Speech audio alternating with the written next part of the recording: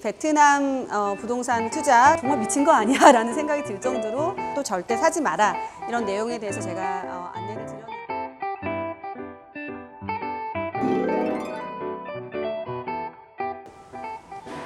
네, 안녕하세요. 제가 그동안 베트남 투자에 대한 영상 자료들 많이 올려드렸는데요. 과연 베트남에 투자하는 게 또 안전한지, 리스크 요인은 없는지, 어떻게 투자해야 되는지 그런 위험한 요소들을 좀 설명을 해달라는 요청들이 많아서 베트남 투자, 이런 아파트는 절대 투자하지 마십시오라는 내용으로 오늘 영상을 소개를 해드리겠습니다. 자, 해외 투자, 특히 이제 베트남 많은 분들이 주변에서 투자를 하셨기 때문에 나도 한번 투자를 해볼까라고 생각은 하시지만 정작 쉽지 않은, 만만치 않은 투자라고 생각하실 텐데, 자, 이 베트남에 투자할 수 있는 리스크 요인, 우선은 제가 한 3가지 설명을 드릴게요. 자, 첫 번째는 이제 환리스크, 그 다음에 두 번째는 아무래도 이제 사회주의 국가이기 때문에 어떤 제도의 변화, 법규의 변화, 이런 부분이 있을 거고요. 자, 세 번째 리스크는 한국에서 해외로 송금을 해서 이제 해외 구매를 하시는 거기 때문에 한국 내에서의 어떤 제도의 변화, 이런 3가지 요소를 좀 생각하셔야 될 것 같아요. 네, 첫 번째 리스크 요인, 이제 환리스크가 있는데요. 워낙 최근에는 또 달러 변동 환율이 컸고 해외 투자에 대한 이제 이 환율을 되게 고민을, 걱정을 많이 하시는데요. 워낙 해외 투자는 사실 장기적인 투자로 보셔야 되기 때문에 지금 단기의 환율의 변동이라든지 이런 것들은 너무 크게 걱정을 안 하셔도 될 거라고 생각을 합니다. 베트남 같은 경우에는 이제 국가에서 통화를 좀 조정하는 베스켓 컨트롤 국가이기 때문에 또 환율의 변동이 예상만큼 그렇게 크지는 않거든요. 단기적으로는 금액의 차이, 환율의 차이, 손실이 있을 수 있다고 생각이 되지만 장기적인 기준으로 봤을 때에는 물론 환급의 시점에 따라 다르겠지만 아주 크진 않다고, 투자에 있어서는 아주 큰 리스크는 아니라고 보여져요.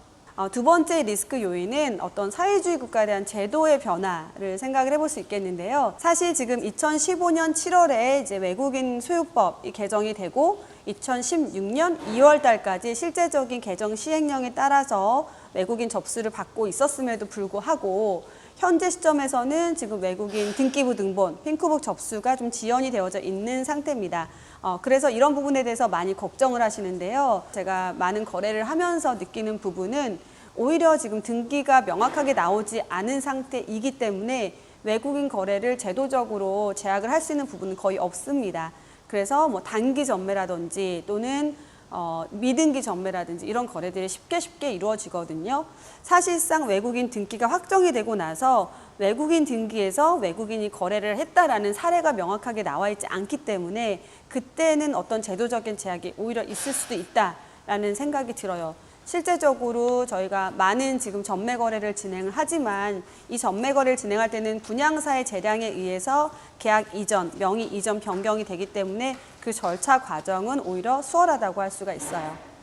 네, 세 번째 리스크 요인, 제가 설명드렸던 아무래도 한국에서 해외로 투자를 하시는 분들이 대부분이기 때문에 한국이든 또 중국 제3국이든 그렇게 해외로 투자를 할 때 자금 송금에 대한 리스크 많이들 걱정을 하시는 부분이에요. 실제적으로 최근에는 이제 베트남 정부에서도 외국인 통화를 조금 더 주목하고 관리를 하려고 하는 분위기입니다. 그래서 현지에서 이제 통장 개설도 좀 제한을 하고 있는 부분들이 있고요. 이런 부분은 사실은 한국에서 해외 투자를 하실 때 명확하게 취득 신고를 하시고 정식으로 해외 부동산 투자 등록을 하셨을 때는 크게 문제가 되는 부분은 아닙니다. 실제로 제가 많이 이제 받는 질문 중에 하나가 한국에서 투자를 해서 집을 구입한 사람들은 있는데 정작 그 집을 팔아서 돈을 다시 재송금 가지고 나간 캐시아웃한 사람은 없다더라, 이런 이제 소문들도 제가 많이 듣는 내용인데요. 제 어떤 경험상 실제 투자를 하셔서 매도를 하시고 자금을 한국으로 재송금하신 케이스 사례들이 여러 건 있습니다. 그래서 정식으로 여기에서 취득하시고 나서 또 세금이라든지 이런 부분만 명확하게 지불을 하시고 나면 다시 가지고 나가는 부분도 현재까지는 문제가 없이 진행이 되고 있기 때문에 아주 크게 걱정은 하시지 않으셔도 될 것 같아요. 자, 또 제가 이제 많이 받는 질문 중에 하나, 베트남 아파트 지금 사면 오를까요, 과연? 그간 몇 년 동안 이미 투자를 하신 분들 가격이 많이 상승했다고 하는데 막차가 아니냐, 뭐 이런 질문들도 사실 많이 받는 질문인데요. 실제적으로 베트남 그 사이에 가격 상승이 한 3, 4년 사이에 있었던 것은 사실입니다. 또 30% 이상 가격이 오른 곳도 있어요. 또는 지금 어떤 지역들은 공실도 상당히 많은 것도 사실입니다. 그래서 공실률이 높고 빈 아파트가 너무나 많다, 너무 많이 지었다, 공급 과잉이다, 이런 얘기들도 많이 하시는데, 지금 제가 실제 거래를 하면서 느끼는 부분은 지역에 따른 편차가 상당히 심하다. 이게 정확한 팩트인 것 같습니다. 실제적으로 제가 주로 거래를 하고 있는 1군과 2군 지역, 호치민의 1, 2군 지역을 기준으로 봤을 때에는 오히려 이런 전매 거래의 경우에 가격이 지금 무섭게 상승을 하고 있고, 현지인뿐만 아니라 지금 베트남 사람들의 수요와 어떤 공급의 차이에 의해서 지금 물건들이 가격이 급격하게 뛰고 있거든요. 저도 매일매일 놀랄 정도로 정말 미친 거 아니야 라는 생각이 들 정도로 가격 상승도 빠르게 이루어지고 있습니다. 또 심지어는 물건이 없어서 거래가 대기를 하고 기다리고 있는 지역도 있고요. 또 반면에 일부 지역의 경우에는 분양 자체가 미분양에 속출을 하고 공실도 높은 것이 사실입니다. 그래서 실제 투자 대비 마이너스 피로 거래가 되고 있는 지역들도 있고, 그럼에도 불구하고 거래가 안 되는 지역도 분명히 있습니다. 그래서 이렇게 투자를 하실 때에는 현명한 투자가 무엇보다도 중요하겠죠.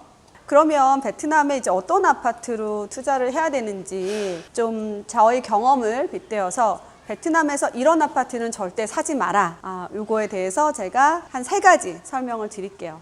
자, 첫 번째는 도심 지역에서 거리가 너무 떨어져 있는 투자처는 피하셔야 되고요. 두 번째, 인프라가 형성되어져 있지 않은 지역, 인프라 형성 지역과 거리가 또 역시 먼 지역은 투자를 좀 피하셔야 되고, 세 번째는 초기부터 분양가가 지나치게 높은 프로젝트, 이 3가지 조건은 피하고 투자를 하셔야 됩니다. 네, 첫 번째, 이제 도심에서 멀다라는 거는 교통 인프라가 아직 형성이 되지 않았다는 거겠죠. 아무래도 이제 베트남이 사회주의 국가이기 때문에 이런 도심 지역으로 인프라라든지 이런 것들이 형성되는 시간이 생각보다 오래 걸립니다. 그래서 뭐 향후에 개발될 유망한 지역들도 물론 저도 추천을 드리긴 합니다만, 분명히 아셔야 되는 것들은 그런 지역들이 예상보다 시간이 오래 걸린다는 겁니다. 그 일례로 지금 지상철 공사 하나만 보더라도 사실은 지금 2019년에 완공이 된다라는 저희 정부의 고지가 있었음에도 불구하고 지금 아직 지상철 1호선 공사가 마무리되지 않고 있고, 시간도 지금 1, 2년 이상 또 지연이 될 예정이에요. 이런 것들이 이제 사회주의 국가이기 때문에 정책 하나가 결정이 되고 그게 시행이 되고 실제적으로 뭔가 이루어지기까지는 시간이 꽤 오래 걸린다는 거. 그래서 도심 지역과 거리가 너무 먼 지역은 투자로 좀 피하셔야 되는 지역입니다. 두 번째는 인프라가 형성되어 있지 않은 지역, 향후에 뭐 5년 앞으로 어떤 그 정부의 도시개발 계획에 의해서 인프라가 형성이 될 거다 하는 지역들은 우선은 아까 말씀드렸던 것 같은 맥락이긴 하지만 시간이 좀 오래 걸린다는 건 예상을 하셔야 됩니다. 물론 장기 투자로 생각하셔서 오랜 시간을 투자하실 계획이 있으시겠지만, 사실상 실제 제가 거래를 해보면 지금 호치민 지역의 가격이 급격히 상승한 그런 프로젝트들, 아파트들을 보면 인프라가 이미 형성이 되고 학군이 이미 갖춰져 있는 지역들이 가장 빠르게 가격이 상승하고 있거든요. 그건 너무나 당연한 이치겠죠. 부동산 투자에서는 easy to sell, easy to buy, easy to rent, 이 3가지 조건이 가장 중요한데요. 쉽게 살 수 있고 근접, 인접한 생활 편의성이 갖춰져 있는 지역에 누구나 먼저 들어오려고 하기 때문에 수요가 높아지고 가격도 급격히 상승을 할 수가 있는 겁니다. 그래서 투자를 하실 때 학군이라든지 주변에 인접한 상권이라든지 이런 것들은 꼭 따져보시고 투자를 하셔야 됩니다. 세 번째, 이제 고분양가 프로젝트들. 최근에 이제 워낙 호치민에서도 분양 경쟁, 특히 외국인은 이제 제한적인 수요로 구입을 할 수가 있기 때문에 이런 걸로 인한 이제 분양 경쟁들 상당히 치열한데요. 초기에 분양하는 가격부터 이미 가격이 고가 형성이 된 것들은 물론 오르긴 합니다만 아무래도 가격 부담이 좀 있기 때문에 위치 지역적으로 정말 투자가 유망한 지역이 아닌 경우에는 조금 피하셔야 됩니다. 그래서 지나치게 가격이 높은 고분양가 프로젝트들은 한 번쯤은 고려를 해보셔야 돼요. 베트남에서 이런 아파트 사지 마라. 제가 이제 3가지 주의하셔야 될 부분 말씀을 드렸는데요. 이 3가지 외에도 또 주의하셔야 되는 부분 한 2가지만 더 추가로 말씀을 드리면, 베트남에서는 방향이 되게 중요합니다. 아무래도 더운 나라이기 때문에, 특수한 기후이기 때문에 여러 번 말씀을 드렸듯이 이제 북동향의 방향들을 좀 선호를 하거든요. 그래서 동층 방향 선택이 상당히 중요하시다라는 거, 그리고 공신력 있는 개발사와 거래를 하셔야 된다라는 거, 이 부분도 정말 중요합니다. 중요한 부분입니다. 실제적으로 제가 많은 프로젝트들 분양을 진행을 해보면 분양 프로젝트들이 정부의 어떤 건설 승인이 부족해서 중간에 멈추거나 아니면 지연이 되거나 이런 경우들도 상당히 많이 있습니다. 그런 부분들은 결국은 공신력 있는 시행사가 정부와 문제를 풀어나가야 되기 때문에 공신력 있는 투자사, 개발사를 통해서 거래를 반드시 하시라는 거 이렇게 두 가지 추가로도 말씀드릴게요.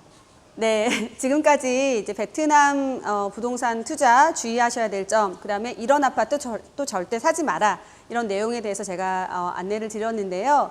무엇보다도 정말 중요한 부분은 해외 투자이시기 때문에 발품 많이 파셔야 됩니다. 단순하게 뭐 블로그라든지 카페나 이런 유튜브 정보만을 보고 내가 어디가 좋다고 하니까 뭐 투자를 해야겠다, 또는 한국에서 어떤 회사가 와서 뭐 세미나를 하는데 내용을 들어보니 투자할 만하다, 이렇게 단순한 어떤 기준을 가지고 판단해서 투자하시면 절대로 성공하실 수가 없습니다.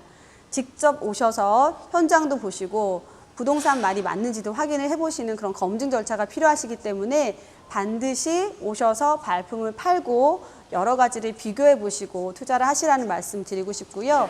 특히나 또 믿을 만한 회사를 통해서 거래를 해보시길 추천을 드립니다.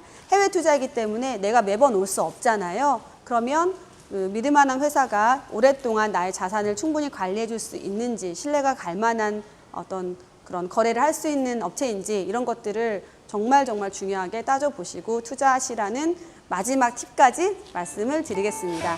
모두 베트남 부동산 투자 성공하셔서 성투하시고 많은 수익도 오셨으면 합니다. 자, 오늘 영상도 마음에 드셨다면 구독과 좋아요 부탁드립니다.